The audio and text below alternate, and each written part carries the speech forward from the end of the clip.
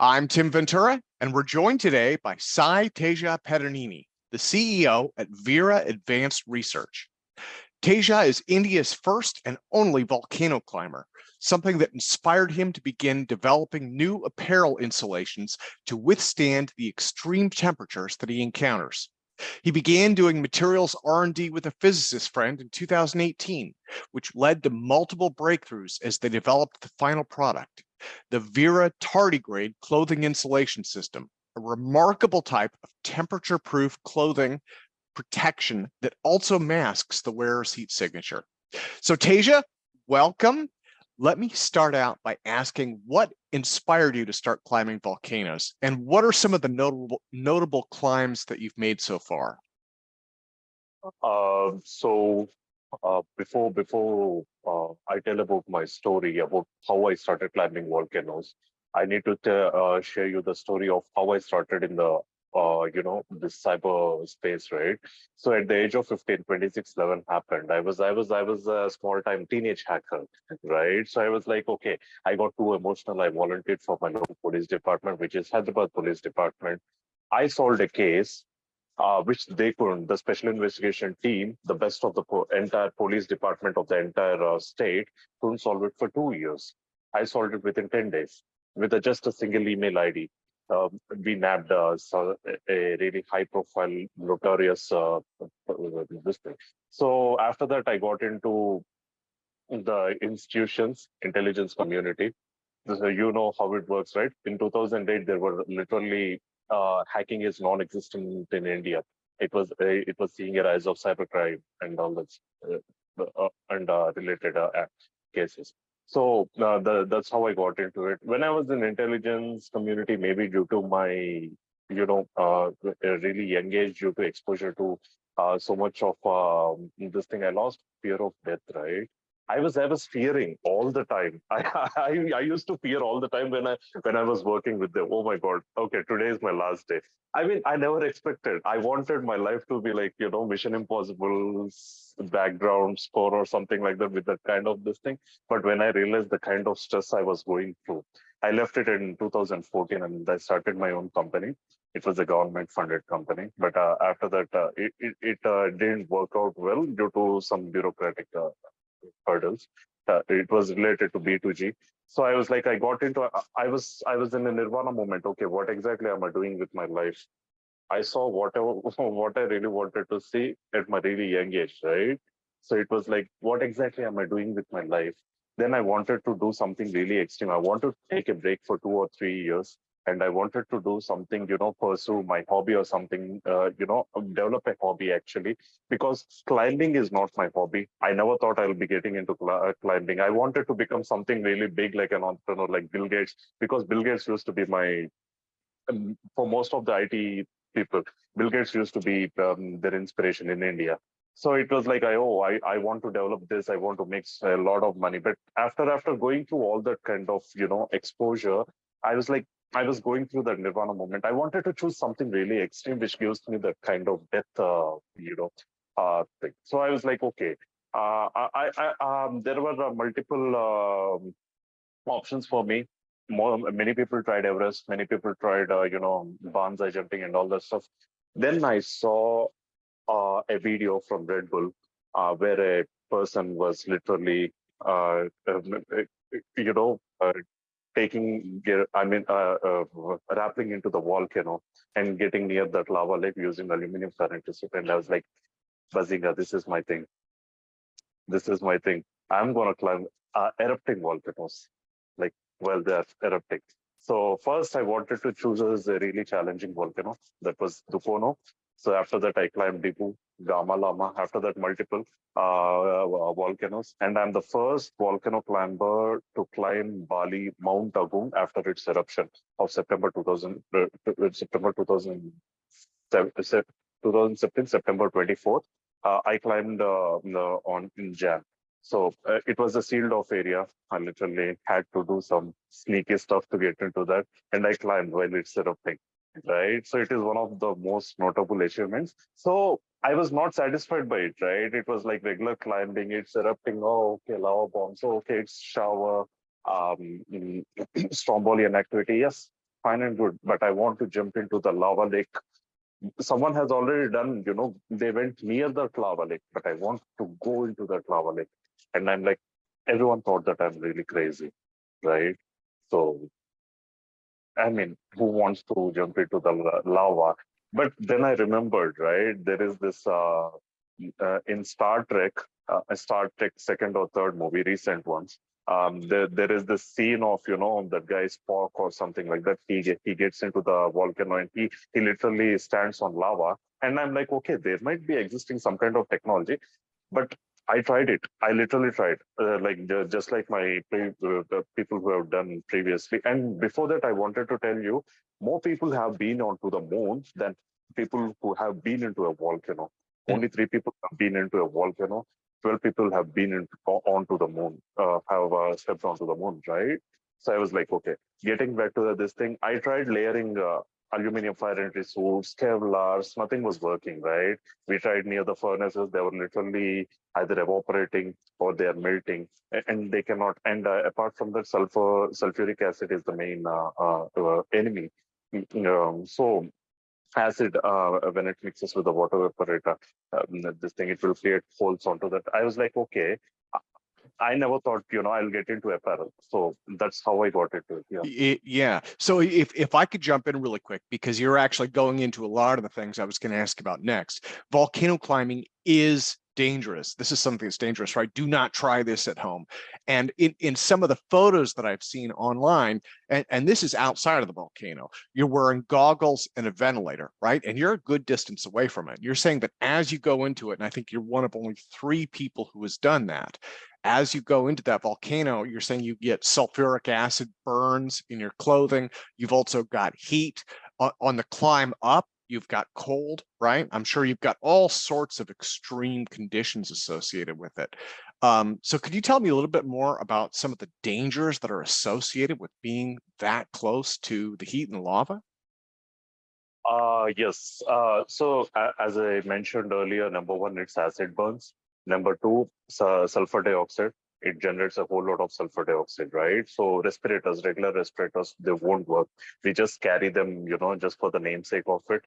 SCBA, we need to carry SCBA, breathing apparatus. But even then, most of the times they don't work. We are literally carrying a, bomb on our backs, our oxygen tanks, right? So it doesn't work. It is like literally there is a whole lot of risk, and apart from the radon radiation, a number of risks associated with it, and apart from the thermal radiation, heat radiation radiated, and volcanic bombs, and Oh, okay, so you've got sulfuric acid, sulfur dioxide in the air. If you wear an oxygen tank, the oxygen tank could heat enough to explode, right? That's what you're talking about, bomb on your back. yes. Then you've got lava bombs, stuff that's popping up and coming back down. So you have a lot of dangers there. Well, so these extreme conditions, these led you to create this radically new type of insulated clothing. So what I want to do now, without any further ado, because this is the part that got me hooked. I saw this and I said, oh my God, this thing is amazing. I want to do a screen share to try and demonstrate this. So bear with me. Let me try and bring this thing up here for us. And I'll just let this play through.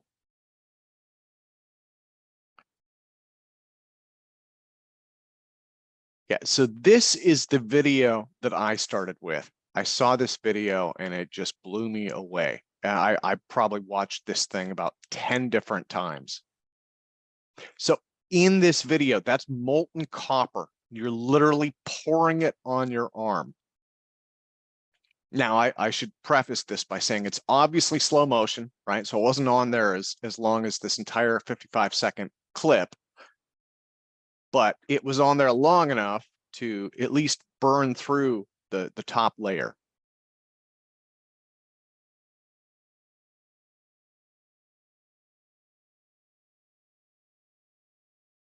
And there it goes.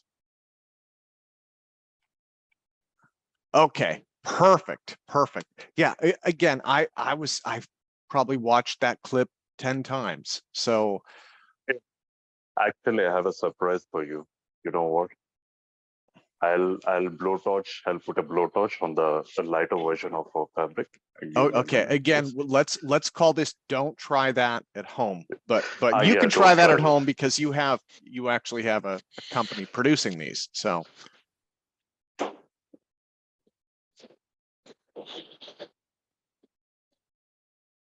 can you see me? yeah. Now I don't have any dramatic music to play, but That's fine.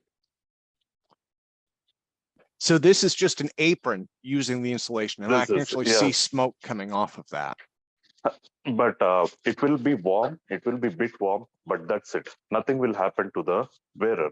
It's all about minute exposure. And even the smoke which you are seeing, it's the print. It's not the. If you see the cloth, nothing happened. I see. I see. Now, how thick is this? How thick is this cloth? Because this looks like it's almost the same as a normal. This is a blend of poly and cotton. That's it. This is a what 0.5 mm thickness. Oh, okay. The I mean the one polo which you are wearing, it might be that will have more thickness than the apron which I'm wearing there, which I have right now.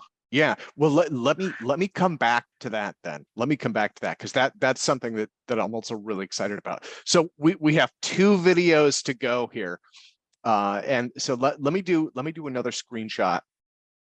In that first one, you were pouring molten copper onto your arm without any injury, right? Now in this second one, we are going to show. I mean, again, the Veera Tardigrade clothing insulation system, that's what you're calling it. It protects the wearer from a range of temperatures from -200 to 1,000 degrees centigrade. So we've already shown the audience the heat. So now I'm going to play a clip to demonstrate cold resistance. And in this clip, it looks like you're going to be pouring liquid nitrogen on it. So let me bring that one up now. Okay, so this is our liquid nitrogen test.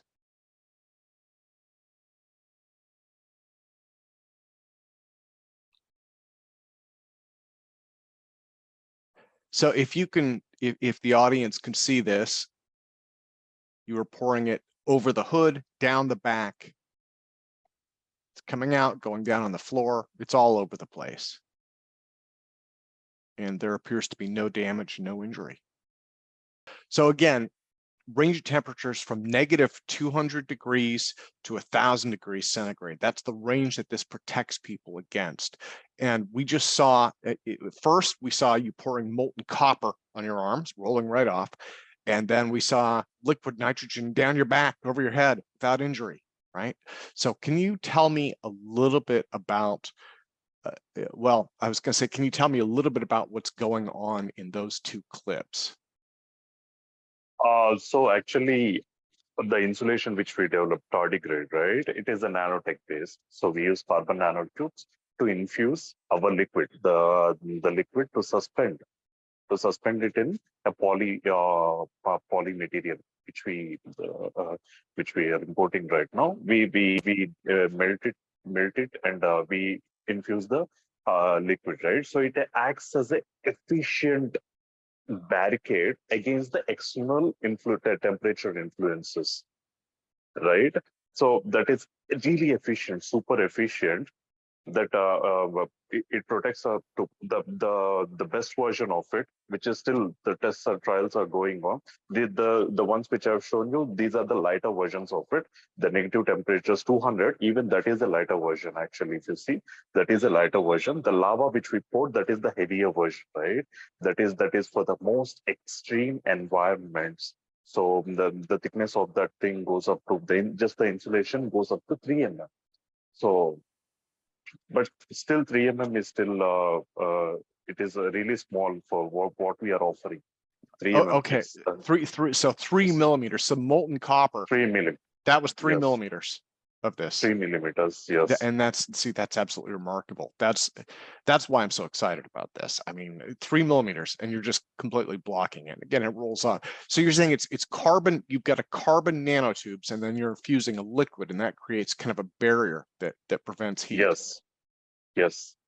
So this is essentially what we are doing. So your next question might be, why are we not patenting it? We realize that after no one honors patents in third world countries, after after really it's just about single modifications. See, that is the very reason why we wanted to go with WD-40 strategy, and we wanted to keep it a trade secret rather than that of going for a patent and revealing everything to the public. Well, Yeah. yeah. And I don't want you to give away too much today. I think it's enough to show people just what it's doing. Now, I do have one more clip that I want to show. So let me try and screen share just one more time, and then we'll see if we can make this one work. So in this clip, I wanted to highlight a practical application, and this demonstrates this material's ability to completely block the wearer's infrared signature, and that offers significant military and security applications. So how did you develop the insulating material that you came up with? I mean, I understand that you worked with a physicist to create this. You've already said that it's carbon nanotubes, and there's kind of a liquid aspect to it. There's some liquid chemistry there. What is it that makes this so unique in terms of the heat blocking? So this acts as an efficient insulation, as I mentioned earlier. And apart from that, extreme temperatures which it can withstand, right? And no, it's not just one places. Actually, it was multiple places. People come and people go. Even right now, we have wonderful people on board. The person who introduced me to you, he was Samir. So it was like he follows you regarding a whole lot of stuff regarding UAP phenomena and all that. So he was even he is a PhD holder in advanced materials. So we are constantly improving it. The what makes us unique is the temperature range, right? The temperature range, the minus 200 to plus 1000 degrees centigrade. So during let's get back to the as I was discussing before. So I was trying to layer multiple materials, right? Like Kevlar, Nomex, and para-aramids, meta-aramids, and aluminum fire entry suits to layer them and to so that they can work out or not. Then one of my friend who is a Kiwi, he said that, hey, you know what? He's a physicist. He said, hey, you know what? There is this wonderful research paper on this effective material which can act as an insulator. So we tried to recreate that in lab, like, right, 1 centimeter by 1 centimeter sample. It worked out really well. Then after that, I was like, okay, let's do it. It was like what started off as a hobby project turned into what is serious right now. It took us like 2 years just to get that video. The video one you showed, which you screenshot while I was pouring lava. So from there, it took us 1 more year to develop a ECWCS compatible material, extreme cold weather clothing system material, which can withstand, which will be flexible so that it won't obstruct the movement of the wearer. So yeah, so these are all unique USPs here. Yeah, and the thicknesses of these are really kind of fabric thicknesses. I mean, 3 millimeters, and that's the heavy duty one, right? It's 3 millimeters. That is not very thick. And then the lightweight one, you were saying it's 0.5 mm. 0.5 half a millimeter, half a millimeter. Yeah, remarkable. Well, so now you had said that when you poured the molten copper onto your arm, you feel a little bit of heat from it, but not much, right? It's not heat. Heat is a really it's warm. Okay. You feel warm. I mean, it's change of even 1 or 2 degrees centigrade will make your skin feel warm. Yeah. So it is the warmth. I mean, if had I felt heat, I would have felt, I'm wearing a linen cotton. This would have burned, right? Or at least this would have created a structural instability so that if I pull it off, it would have teared off or something like that. So heat is different. Warmth is different. But in heat, your skin will burn off. But in warmth, you can withstand the temperatures and you can escape from the temperatures. Yes. I see what you're saying. So now with the liquid nitrogen, again, we're going the other way towards the cold. Did that coldness, did that stiffen the material or make it brittle? It didn't look like it. It did. Uh, at the temperatures, any material will turn brittle, but it is the degree of how much brittle it is turning into, right? You don't even have to wait till that kind of temperature. Even at negative temperatures, at low pressure, of negative temperatures of 50 degrees centigrade or 60 degrees centigrade on a higher altitudes where the low pressure is existing, things will turn brittle, however stress tested they are. But ours can withstand the degree of brittleness. You can still make movements, right? You can still escape from it. You can still effectively insulate from those kind of extreme temperatures, the cryogenic temperatures up to 10 minutes. That is what matters. Yeah, yeah, I understand what you're saying. So it gives you enough protection to get out, right? Get out and to withstand 50 to 60 degrees centigrade or 80 to 90 degrees centigrade with breeze. Yeah. Now, in terms of the, and I'm going to jump around a little bit in my questions. In terms of blocking the infrared signatures, after you wear this for a while, does the material gradually heat up to body temperature?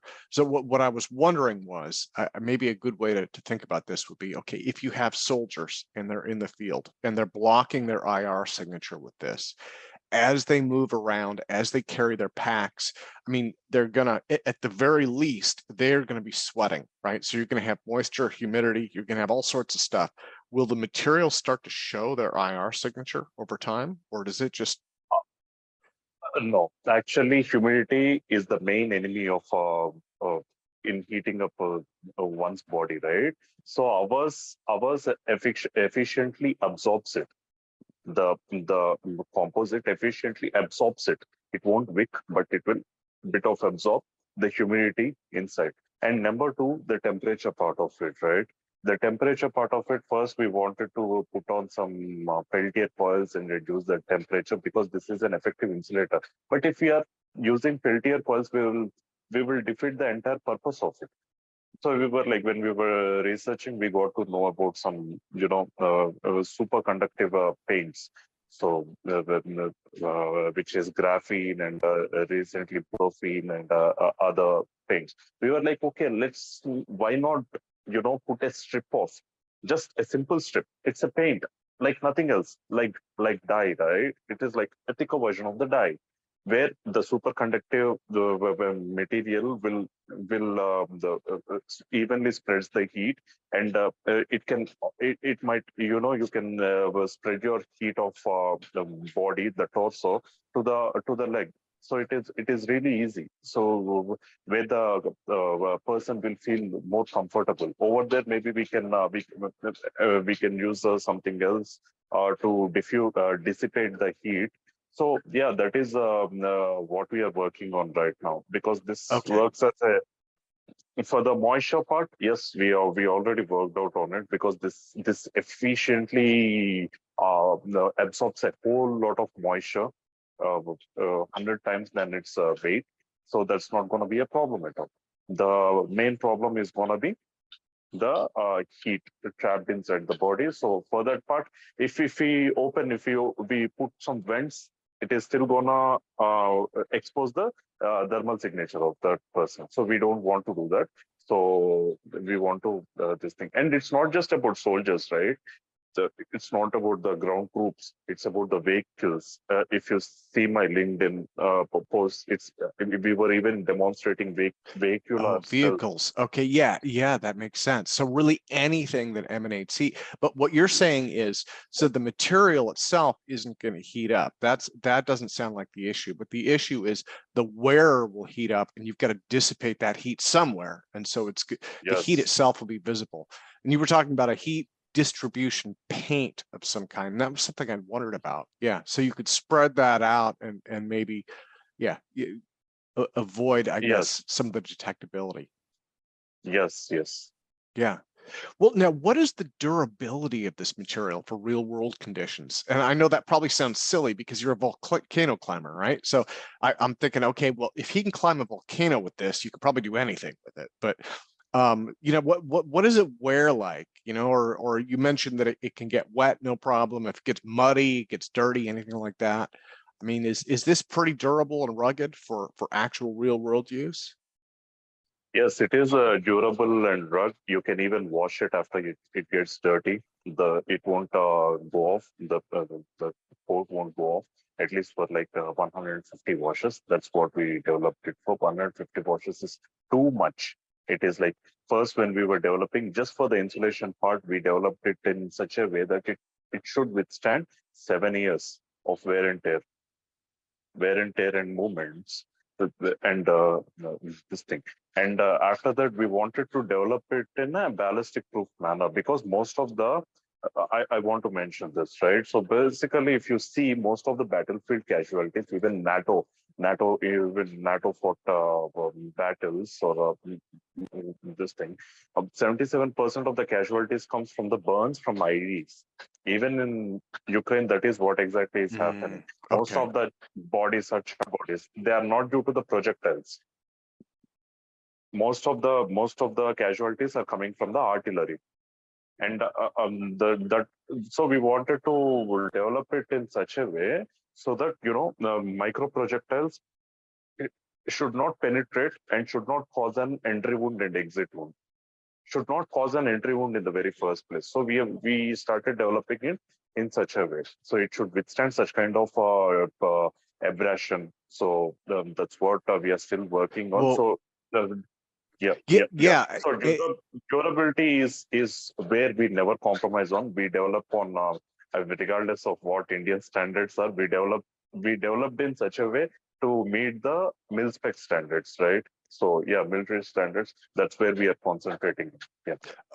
That was my next question, actually, was ballistic protection, right? Because you got heat covered, you got cold covered. It sounds like it's rugged. You're saying it'll last for 7 years. So, I mean, you've got all of these bases covered. Then the next one is you're saying that right now you're working on adding some ballistic protection to this. Yes.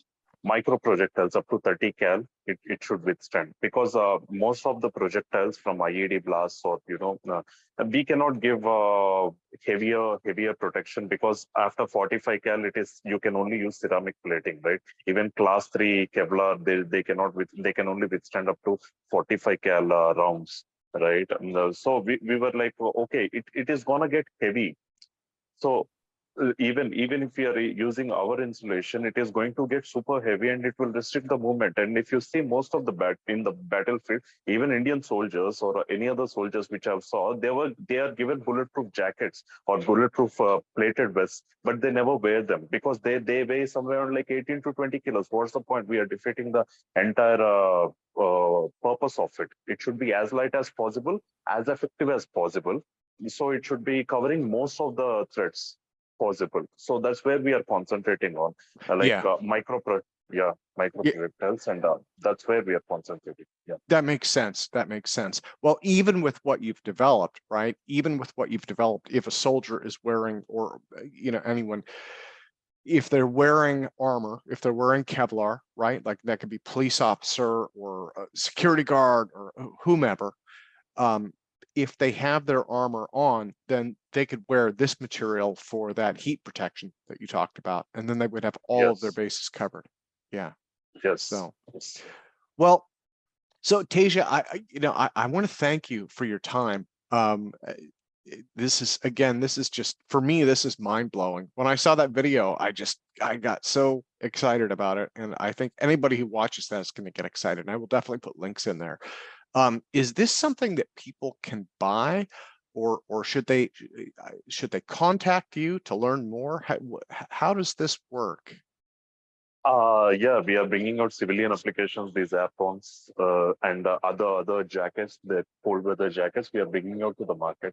Unfortunately, we realized that India is not our market, so we are like literally exploring other options because India doesn't have such kind of extreme conditions or affordability is the key, right? At least had we started in China or something like that, so it would have been a different thing altogether. So we are exploring Gulf markets. Anyone can contact us. Um, um, State actors. We for the military applications, we are not giving out to the non-state actors.